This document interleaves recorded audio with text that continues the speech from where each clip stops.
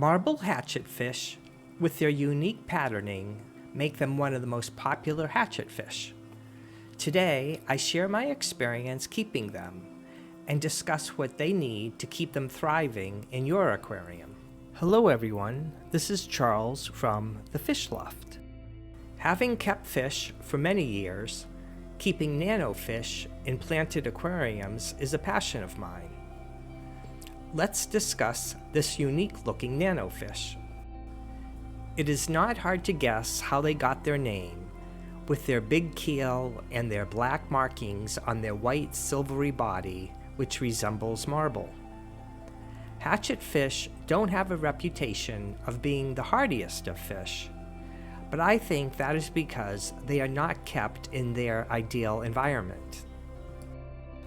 The first thing we have to address is that they are accomplished jumpers, and you need to have a hood or glass canopy that has no escape points for them to jump out of. When I got my first hatchetfish, I realized I had an inch opening at the back of the aquarium. I ordered a plastic grid to arrive overnight. Well, in that first 24 hours, one of the hatchetfish somehow discovered that small opening and jumped out.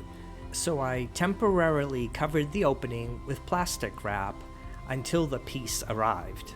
I am still a bit anxious every time I take the cover off to do water changes, but luckily they have never jumped out of the tank since then. I definitely learned my lesson.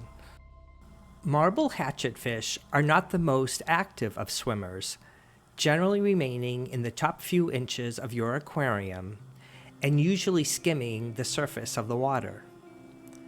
They prefer a very gentle water flow, and the overhead lighting should be more on the dim side. I suggest keeping floating plants so they can retreat under them if they want to escape the overhead light.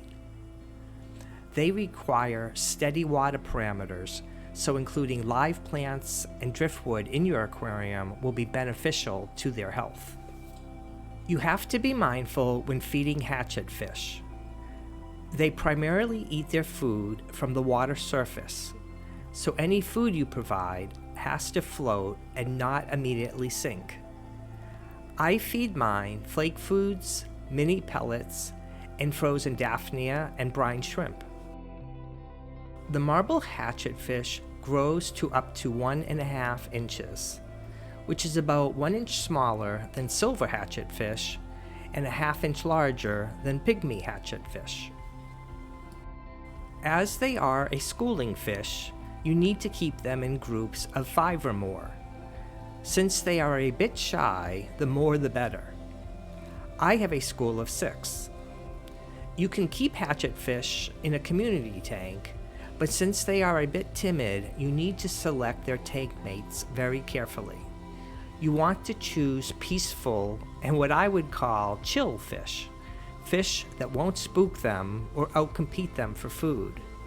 I suggest selecting fish that swim in a different zone of the tank, like mid-swimming small tetras and bottom-dwelling fish like corridoras. My marbled hatchetfish live in a community aquarium with 1 honey gourami, a small school of ruby tetras, and Habrosus corridoras, all very peaceful fish. Marbled hatchetfish prefer a temperature between 75 and 80 degrees with a pH of 6 to 7.5 and soft to moderately hard water. Most importantly, you want to maintain steady water parameters in a well-cycled tank.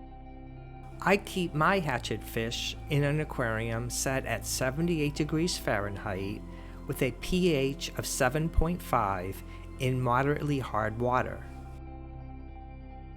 I hope this overview provides you some tips for keeping hatchetfish. If you provide your fish a healthy environment, I am sure you will enjoy them for years. If you liked this video, please hit the like button and consider subscribing to support my channel. If you have the time, check out my other fish profiles and tank builds. See you next time from the FishLoft.